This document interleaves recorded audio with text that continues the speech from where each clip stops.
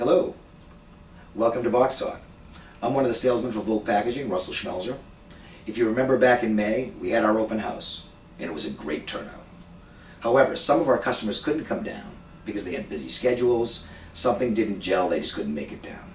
So Volk Packaging has elected to set up a day of tours on September 16th.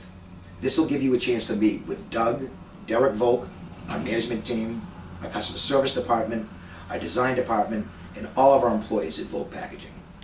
A family-owned business starting in 1967. 44 years later, we're at a brand new facility. We've purchased new equipment. We've done things so that we are efficient and competitive in today's market.